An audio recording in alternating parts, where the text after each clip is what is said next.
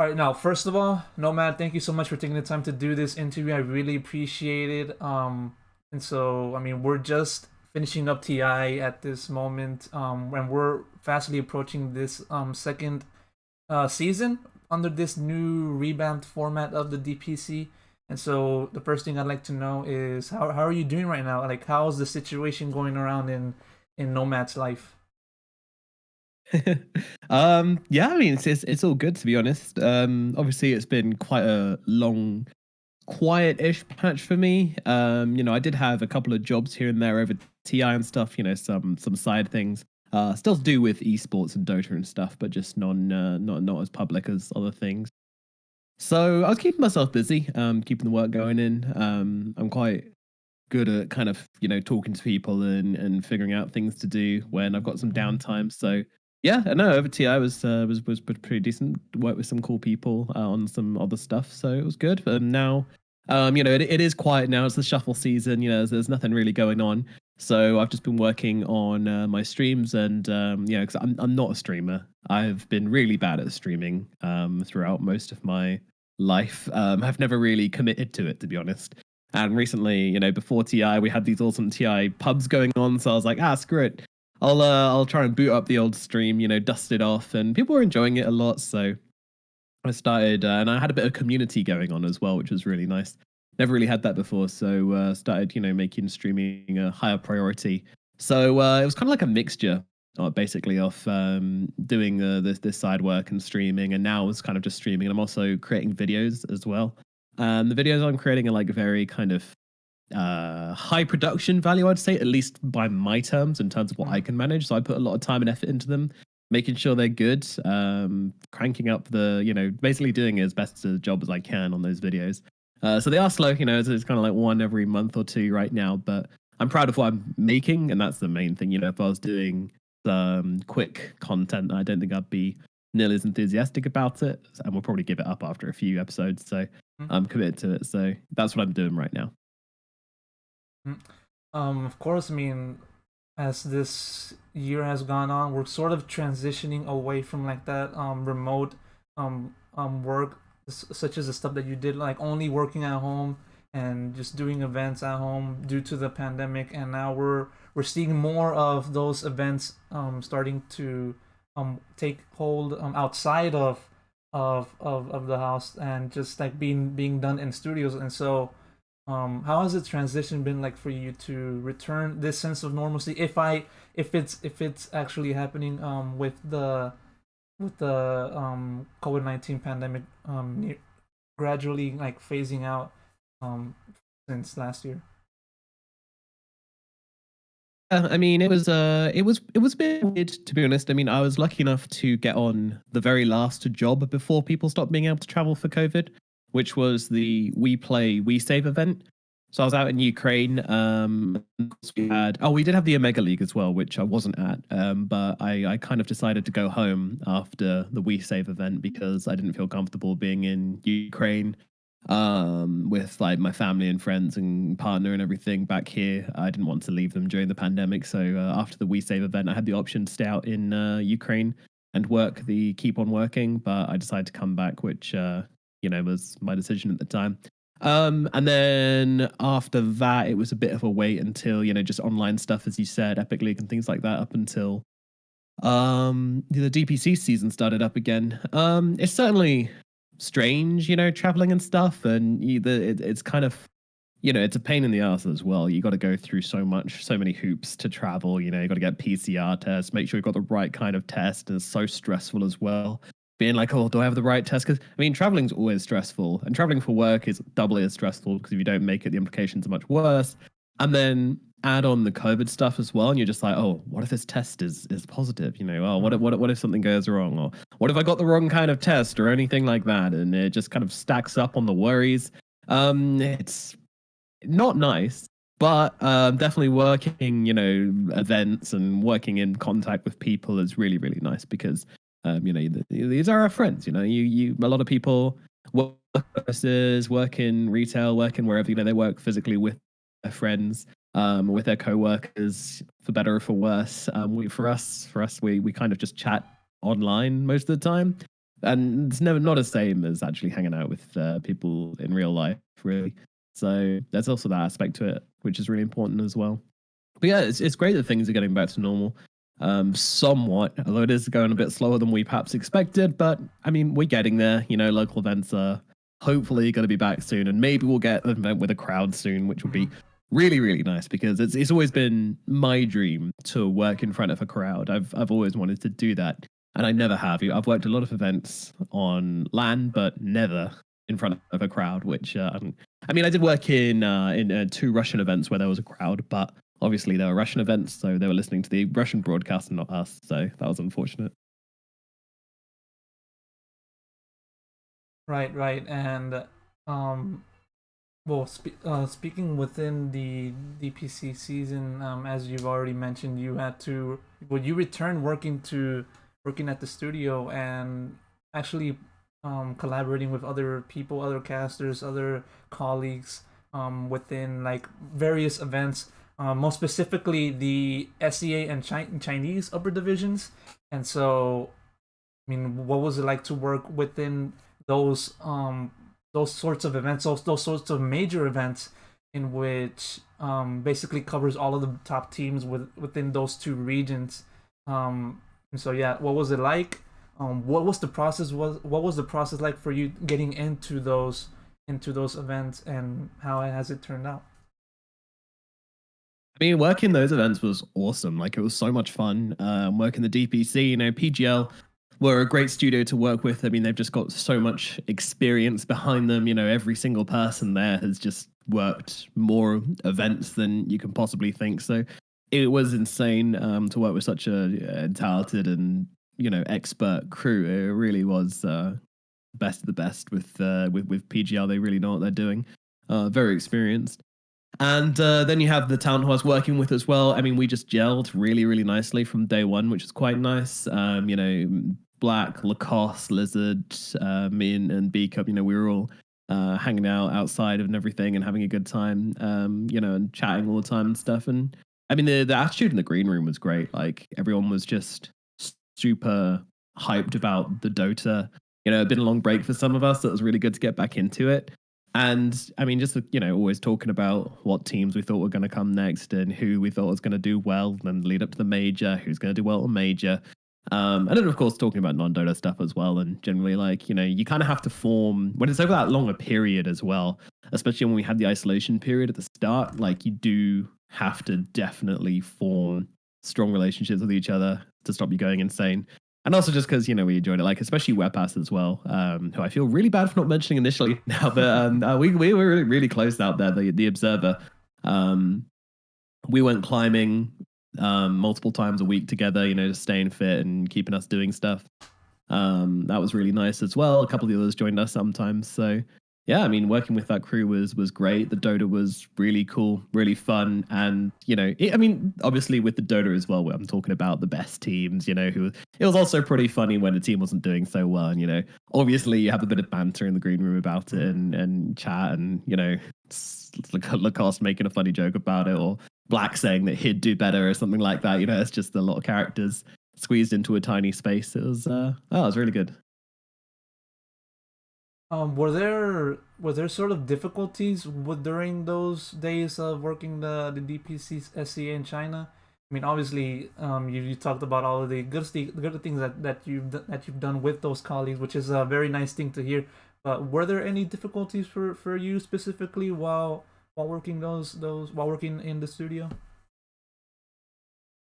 Um, yeah, I mean, there were tons of small things for sure. I mean, for me personally, I think that I was getting into a rhythm, and that wasn't necessarily a good thing. When you're working that much, literally 6 days a week. Excuse me, 6 days a week. You're broadcasting, you're going live. I just got this kind of pattern, and I felt like I was just kind of going on repeat a bit day after day. So, I spoke to yours and I was like, guys, is this getting flat? And they were like, maybe a little bit. Talked about ways to, make it more exciting. I talked to PGL about creating like a little game show we did called Guess the Voice Line.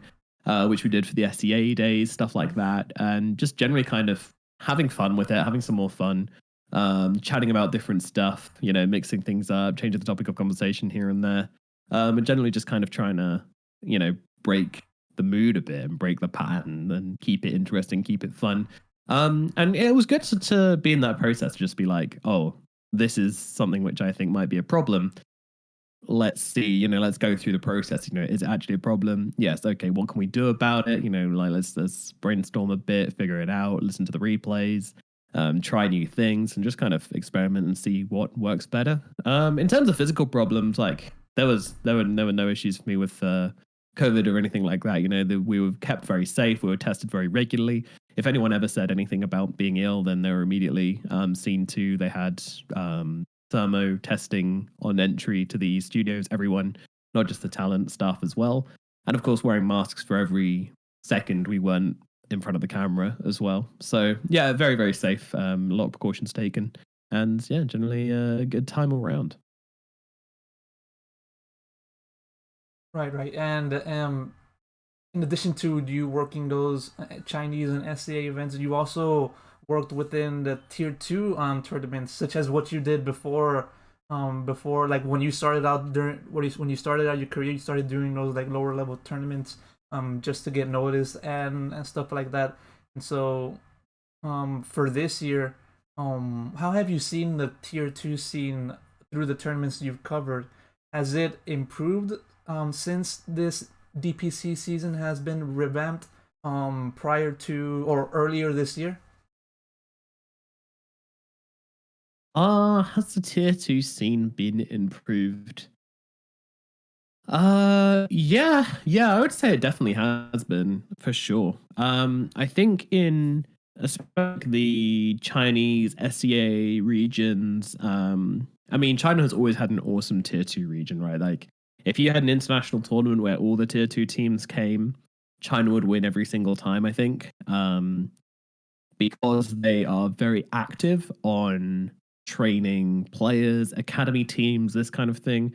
They know what they're doing when it comes to the longevity of their scene, and they're constantly trying to work on that. So the tier two scene has always been great there. But for everywhere else, like having a bit of stability, having something to work towards in the DPC was absolutely huge for them. So yeah, there's been huge improvements for the tier two scene. Also, there's a bit of extra money in the DPC as well for them as well, which helps out massively. It keeps them afloat. It allows them to keep playing Dota and allows them to keep working towards their goal of making it to tier one and such, which I think is really cool. Yeah, overall, I think it's for sure been a big net positive. I do think that some regions, have been a bit messier than others. NA for sure has had a rocky tier two scene for a while now. They're trying to get a bit of stability, but then characters. It's just kind of like a mentality of if it doesn't work, kick them. It feels like in some teams. Of course, and now we have teams breaking the mold. Undying, awesome example of that. They've just, they didn't get the results they wanted at TI. Did they do a complete reshuffle? No, they've stuck together with the same 5 players, which is really cool to see. And I hope that other teams take their example. But of course, shuffling is also good as well, especially for those at the top. Which leads me to kind of my criticism, I would say, for the EU scene. The reason we've been struggling for a long time in the EU and the reason why we were used to be so good and now kind of falling off a bit is I think we're still a bit stuck in the past. You look towards the Chinese region, and let's say Ori, for example, a lot of the players on LGD, almost all of them came through academy teams, right? They have a structure in which you can work your way up in. EU doesn't have that. We are not welcoming to new talent. And that's a huge issue. I mean, look at CIS. VP and Team Spirit are the 2 biggest teams in CIS. Team Spirit just won TI. 4 of those guys had never been to TI before. VP are an entirely fresh team as well. Yes, they didn't get the result they wanted, but they were still a formidable team, which everyone said was probably going to get top 3 going into it. They didn't quite manage that due to their own experience, but that's what I mean. It's fresh talent, it's fresh players, it's potential. And EU aren't investing in their potential. I'm starting to see that now with a lot of the shuffle rumors we're seeing, but still a long way to go in EU, I think, for sure. And I think it'll be a little while before we get back on the map. Right, right, and obviously, there are obviously going to be tons of arguments considering how the tier two scene is being handled um far before the this new DPC season has been revamped. There were already tons of questions about how it would be managed and sustained for the near future, and then the sort of arguments remain to this day. And so, for you, do you think that do you have this sense of maybe like mm, uh do you have this sense of maybe like um could there be a better way for the tier 2 scene to be managed? I mean, recently it's not been something I've been paying the closest attention to, I'll be honest. Like I've seen the development there and I've seen teams which are sticking together, doing better, progressing. I do think one of the issues with the DPC was that there was too few games over too large a time, which made it very difficult for third-party events to actually organize anything because a lot of the teams would just be completely absorbed in DPC and wouldn't be able to do anything else. So especially for the tier two regions, like that is a problem for sure. I believe, which could be resolved somehow.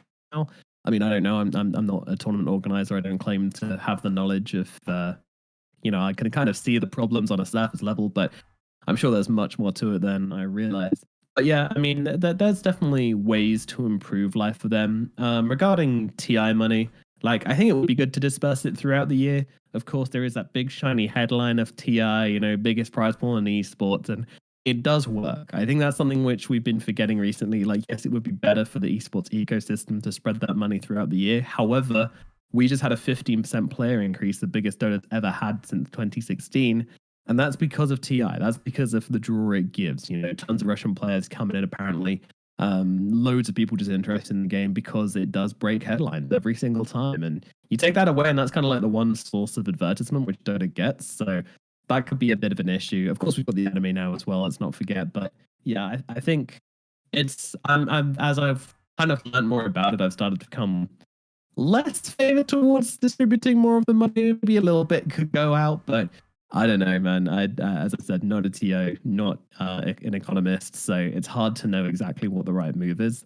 I guess I trust out Valve's judgment on this one, but yeah, it does kind of suck sometimes when these players can not get that much money to go by, and then you have like multi millionaire TI winners. And we'll see how the tier 2 scene will progress in the near future. And so moving forward to TI10. Obviously, you did not work in the event in Romania, and so I at first like to touch upon what was your reaction upon realizing you were not going to work in TI. Was there like any feelings of sadness or anything of the like? Yeah, I mean, there was a sense of disappointment for sure. I won't say I expected it though. I felt like, obviously, I felt like in myself, I knew that I was capable of, putting in a good performance at TI, and I was ready to work it. I really, really wanted to work it and get that chance to kind of prove myself on a big stage like that. It didn't come through, and I can't say I was hugely surprised at the time. When I heard that the invites had gone out and that I hadn't been part of it, it was of course upsetting. It would have been huge for me to make it, but I knew that it was kind of a 50-50 at that point, and not because of how hard I'd worked through the year.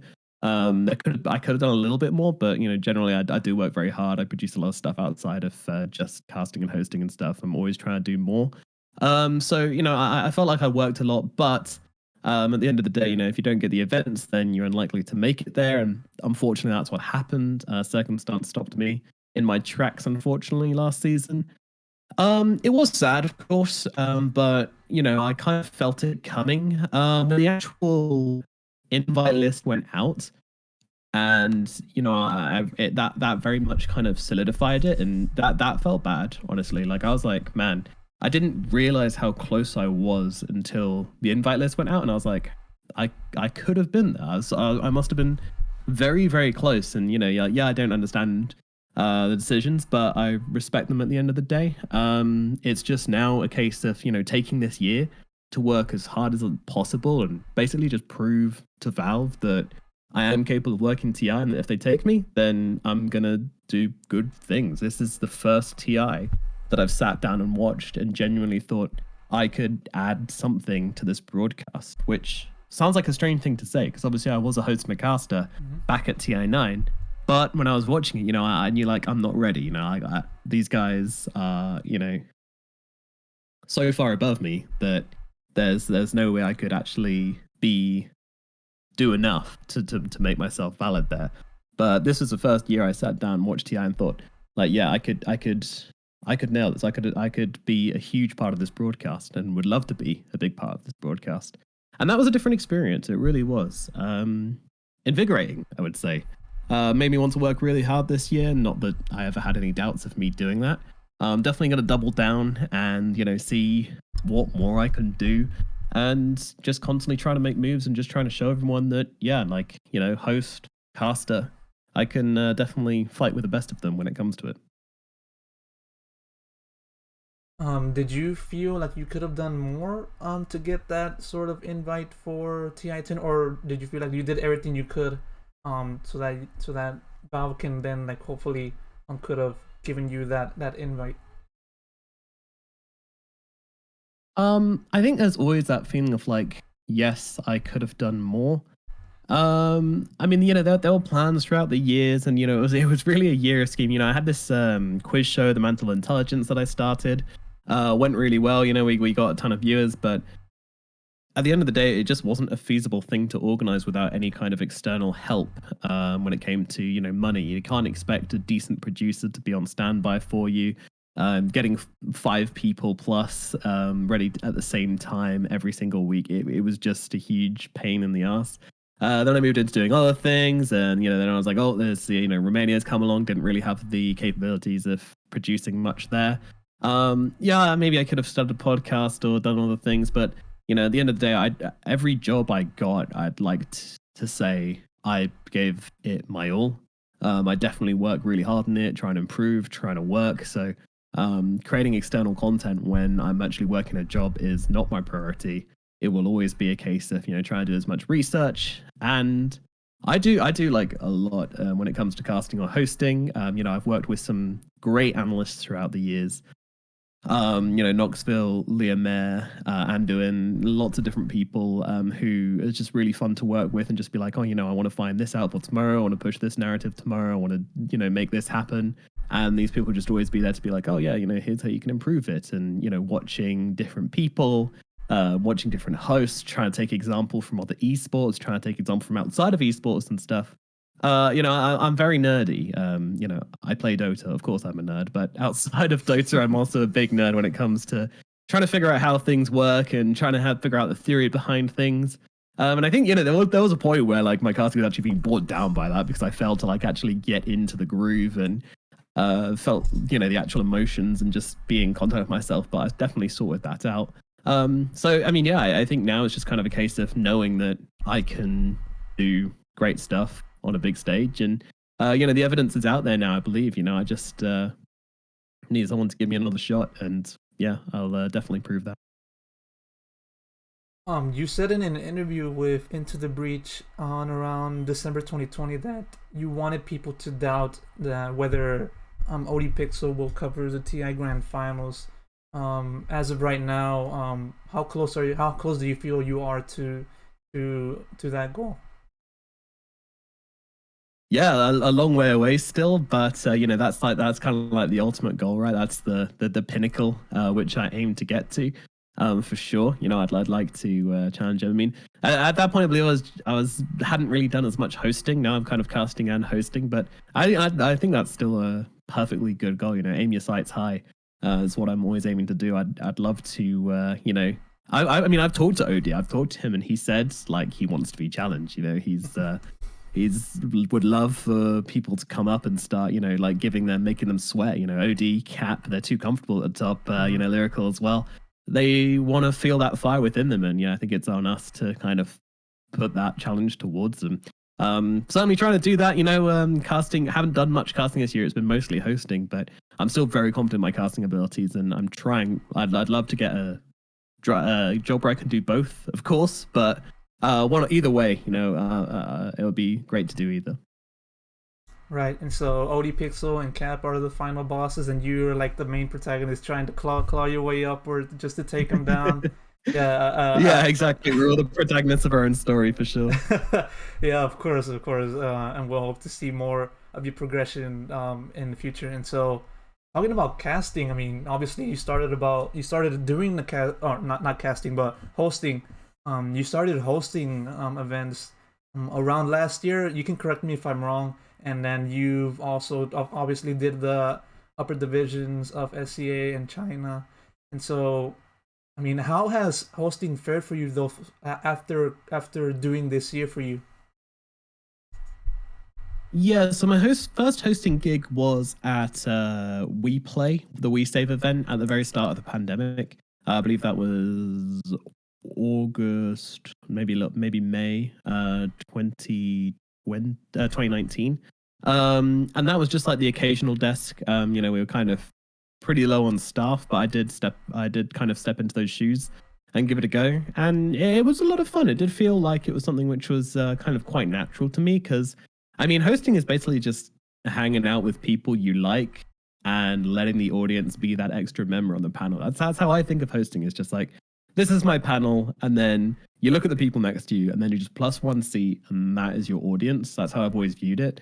It's kind of just try to enjoy it really and have the extra person be there. And I think that's very much what Kyle leaned into. He was the first person who I really spoke to about hosting, where I was like, he was like in charge of that kind of we play event, the We Save thing.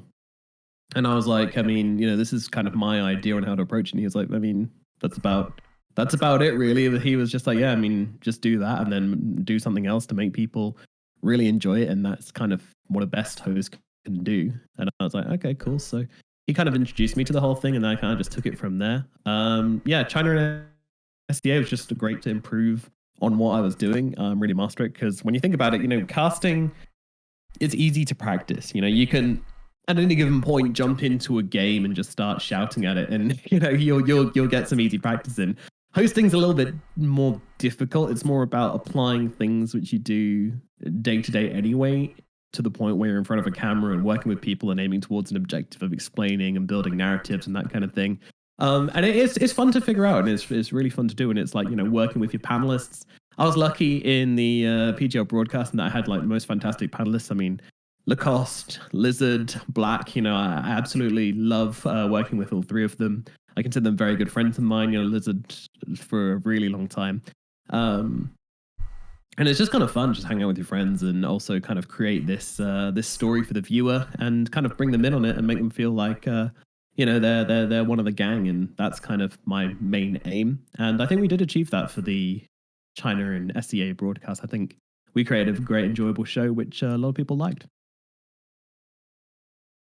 In doing the hosting work, who do you model yourself after while doing those events? Like, who has been the inspiration for you to sort of like do like base your work around off? I mean, I feel like it's a complete cop out, but like it's kind of a mixture of like everyone. I mean, Shiva in Dota, like so when I'm talking about Dota specific stuff, I'm always looking at Shiva, what she's doing, how she creates, hype and excitement and narrative. But then I also look towards, Rich Campbell for his like ridiculously entertaining and off the wall style. I like to see maybe there's aspects there I can draw in. Of course, he's just so comfortable and just such a character that is kind of silly to try and emulate it, but I still think there's aspects of his energy which I would love to try and apply more. And then even outside of Dota, and as I said before, I'm always looking to draw in influence from anywhere, from day to day. I'm always thinking about it. One of my favorite TV shows of all time is Taskmaster. With Greg Davis, and I think he's one of the most phenomenal hosts. Obviously everything's written for him, and he does, kind of just follow the script. But I still think the way he presents it and the kind of offbeat comedy which he brings is also really good as well. If you ever get a chance, check out Taskmaster. It's an awesome show, a British gem, I would say. And yeah, I just love the way that he brings in all these different mannerisms, and I definitely tried to emulate aspects of that as well. And then across all the esports as well, there's some really great hosts out there who I just kind of enjoy watching and trying to see what they do and see if I can apply Freya in CS:GO would be another great example. She's fantastic at what she does as well, and quite a new talent also.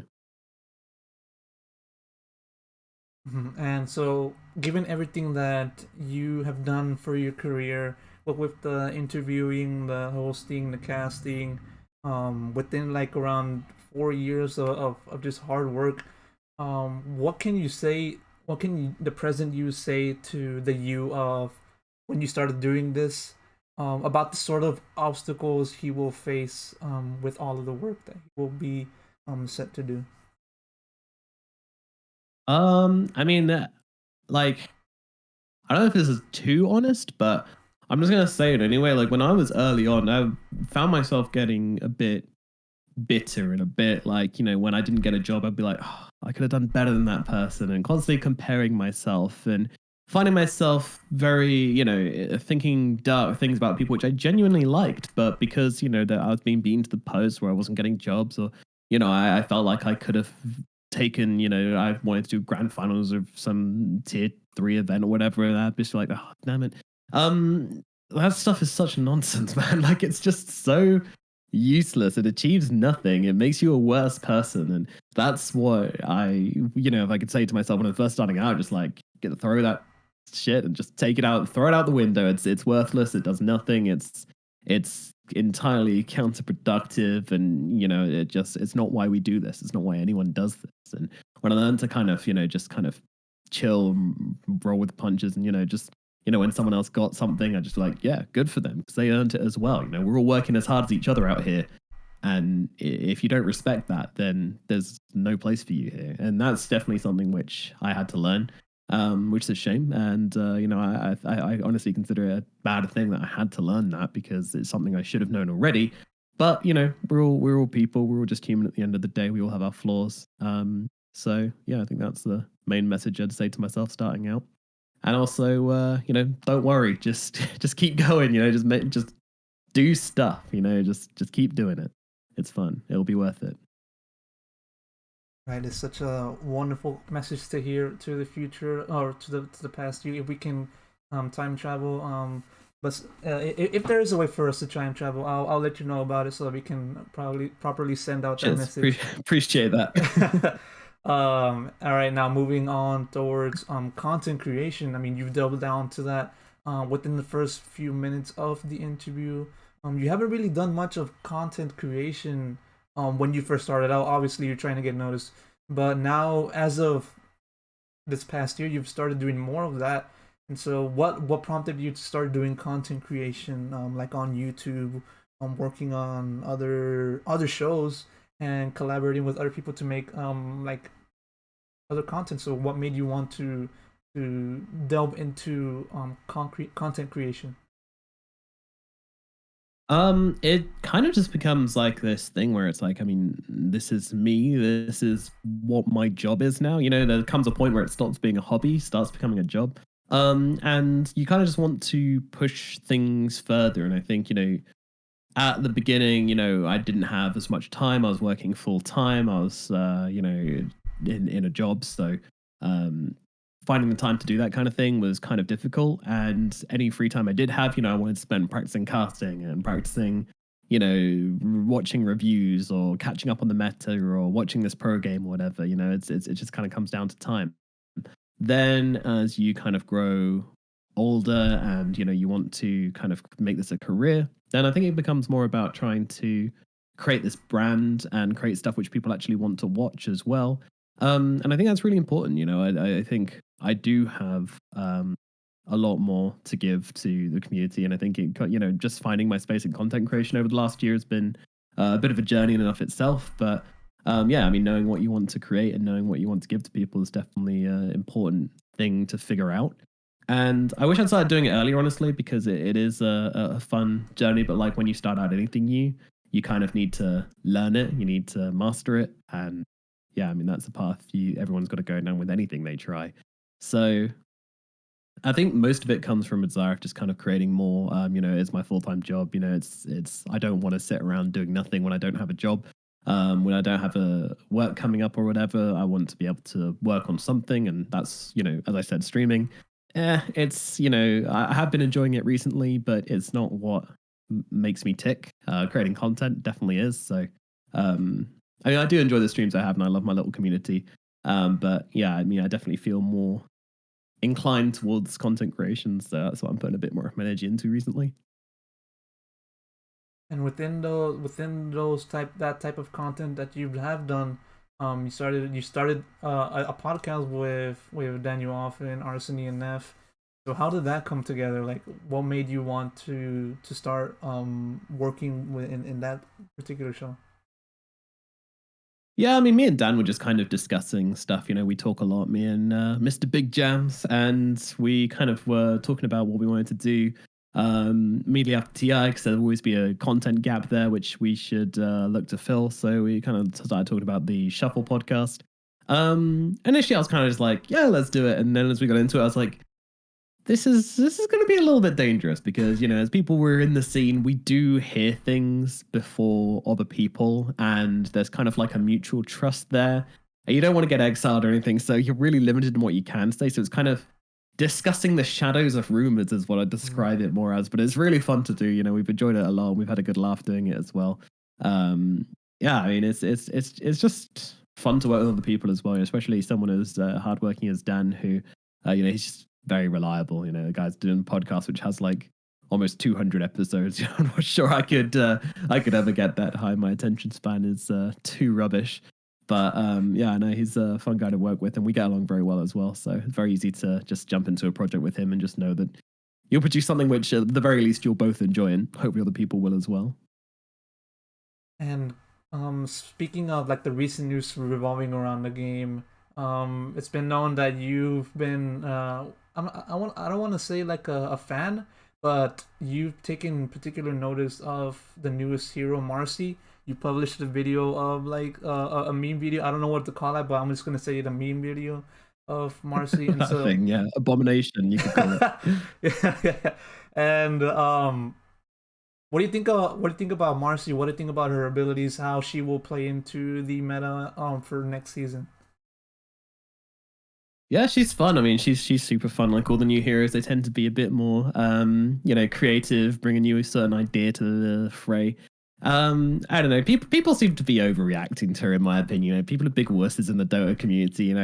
Like I kind of the way I think about it is, man, like if Ursa was released in its current form today and we'd never seen it before, like people would lose their goddamn minds. They'd be like, "What is wrong with this hero? What? Like it kills me so quickly. It brings me to 100 to 0. Like, just build a bash it. It's ridiculous. It's got status resistance on the ultimate." They'd be crying. Like they'd be crying all over Reddit. And I mean that's kind of what it is, right? Like I think we're not good at receiving new heroes. Dawnbreaker as well. Like yes, it's annoying to play as, and yes, it's annoying to try and figure out, but it's not techies, it's not Tinker, it's not that different. I think it'll just take a while for people to get used to it, but I think the hero is really cool. I think it's fun. I haven't had a chance to play it that much because it is obviously just insta banned or insta picked every time.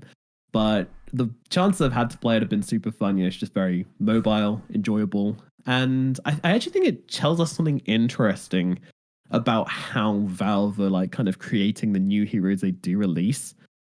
And this is something which I've noticed a consistency. So other than Mars, almost every hero has been super flexible over the past like 2, 3, 4 years. Willow, Dawnbreaker, we still don't really know where Dawnbreaker goes. People playing a 5 at TI. We saw a couple of carries at TI. It kind of goes anywhere off lane, obviously, where we expect it to be. And I think Marcy is going to be that kind of similar thing where it's pretty flexible. And I kind of like that because I think it kind of shows that the heroes they do make now are kind of leaning into that creative aspect. Dota is a very creative game, especially when you compare it to League of Legends, biggest competitor.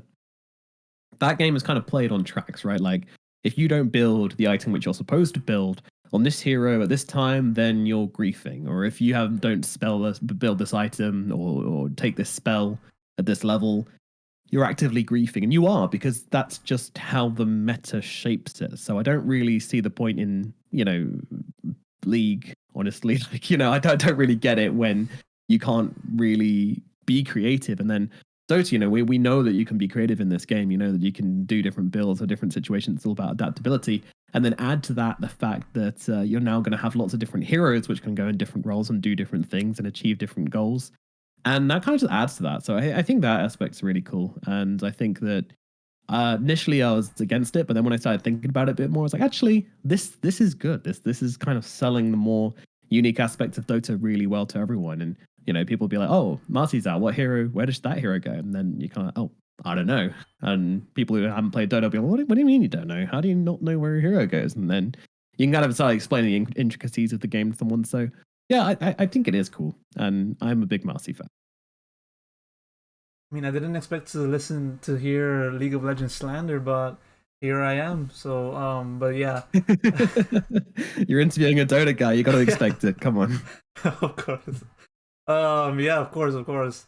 And looking into next year, is there a region you think that will dominate for next year? And on top of that, um, will we see a team that will like separate itself from the rest of the pack and just play out of their minds? Yeah, based on region, I think it might be SCA's time to shine. I mean, that's kind of been the the formulating grounds. I love using this analogy recently. The uh, primordial ooze, right? There's this theory behind how we came about, and there's many theories about how we first stepped foot on this planet or whatever, how we first evolved, and how life forms came to be. And one of them is the primordial ooze, is that there was just like this on Earth, there was just this hot mess of like kind of cells and energy and stuff going on. And then from that mess of like just so much matter and different kinds of stuff, a DNA just happened to kind of bounce around and form in there, and then that DNA kind of started growing, and actually, just by chance, things bouncing around and figuring itself out, we finally got the first life in the world. That DNA eventually grew more and more and evolved into cells, and then cells, and more and more. Eventually got to organisms, and yeah, exactly. So the primordial ooze theory is definitely how I view the CIS and SCA regions. They are very chaotic. There's a lot of bouncing around. There's a lot of mess. There's a lot of chaos. But from that chaos can come beautiful things. T1 have showed us this. Team Spirit, definitely, obviously, the headline act. They've showed us this as well. So, yes, whilst China on paper should be continuing their dominance with all their academy teams, with how much money there is, and how much training there is, and all their resources, and esports such a big thing over there, but you can't discount the ooze. And I don't know, I just feel like SCA, I get that feeling. They've got that oozy feeling this season. And what about the West, North America, Europe? Where do they stand? As I said before, I think that Europe has an issue where we're too, we love our legends, right? We love our old dudes. We can't say goodbye to anyone. We just want to bounce them around from team to team. And this shuffle, it is looking like some teams are going to bring in some new blood. Some teams are going to keep on trading the same old faces. And it's not to say that I don't think that new old faces can play Dota anymore. I just think that if you want to win a TI and get big results, then you're going to need to bring in that star play. We need to invest in our smaller players, the tier two scene, and start getting some fresh names in, because it's just how it works. Is what it is. China have been doing it for a long time. SCA and CIS have always had a bouncing around of new players, always like just so much chaos in those regions and constantly swapping teams amongst the tier two regions, that it's much easier to find those stars and find that talent. In EU, we don't really have that right now. And NA, I mean, it's kind of like the opposite problem in A. There just seems to be no structure. Very hard to get much competitive experience when the region is not that competitive, other than the top three teams in the region, which kind of just stuck to their rosters the whole time and did what they did and were very dominant about it. I think NA is improving. I think they do get a lot of shtick, and they're not that bad. But yeah, they're definitely. Team Undying gives me a lot of hope. They didn't perform at TI, but they do give me a lot of hope. Same with obviously EG are always going to be a dominant force, just bringing in whoever they need, whoever they want. And then Quincy Cruz splitting up now. I mean, their new roster looks interesting, and it definitely does lean into what I was hoping, where they're bringing in a bit of outside force. But it would be so good if the NA and SEA regions just kind of unite and bring a mixture of that experience and skill together and create a couple of, they've tried it with Lelis and stuff, but I don't know. I'd love to see those guys work together more to create like a very competitive scene, which can bring in their ulti international. But obviously, ping and stuff and language barriers are always going to be an issue, sadly. All of that and more will be seen in the next season. And so, one final question before we end it. Back over to you. What will you focus on in your work for next season so that you can be in a better position to get called up for TI 11? I mean, very difficult question because I think it just comes down to if I get called up to do DPC, which I haven't heard about yet, but fingers crossed to make it onto DPC. If I do, then obviously I'm going to give it my all, and I'm going to try and show everyone what I can do there. That is a given. I think casting or hosting, I think it's this is really the best shot I've got. If I can't make it now, then I don't know. Like I keep on trying, of course, but I think this is like my best shot. Hopefully, I get that shot. Someone gives me that opportunity, and I can prove to everyone what I can do. If I don't, then it's content, it's creation, it's waiting for opportunities. Just constantly trying to stay in the scene and consistently just trying to produce content and do work. Which I have. That I'm already involved in a few different projects throughout the year, which I'm very excited for as well. So either way, you'll see me around, and I think it's kind of hard when you have the passion that I have not to keep on doing stuff in the Dota scene. So yeah, I mean, either way, I'll definitely be around. But yeah, I mean, I just hope that Valve will notice. It is time to prove to them that I can be there and that I'm going to make that broadcast even better. And I plan exactly to do that. All right, perfect. And one final thing, is there anything you want to share? Is there anyone you want to give a shout out? Do you want to give out more League of Legends hate or something like that? No, they've had enough this time. But if anyone's ever up for a intellectual debate, then you can meet me on the streets of Birmingham and midnight, and we can get dirty. But no, just kidding. I mean, I don't know. There's so many cool people in the scene which just enjoy making stuff with, hanging out with, and doing stuff with. So I don't think there's anyone individually shout out. I guess Dan Offen, my boy, who I've been working with on this fun little podcast. He's always cool. As I said earlier, I have a lot of respect for him, what he does. So do like his I like the cut of his jib. Is that really it? Just the cut of the jib? I like I like the cut of his jib. What can I say? That's all I can say. I also think Gareth as well has done a fantastic job at TI. Gareth and Moxie, TI first timers, absolutely nailed it. And it was great to see them because I've always had a ton of respect for what they do, and it was really good to see them up there and giving it their all. And me and Gareth have just known each other for a really long time. It basically got me my first casting job, more or less. So yeah, obviously so much respect for that guy, and I was so glad to see him get a shot at TI, and I think he did great. So definitely looking forward to seeing more of him in the DPC seasons, and hopefully I get to work with him. That'd be cool as well.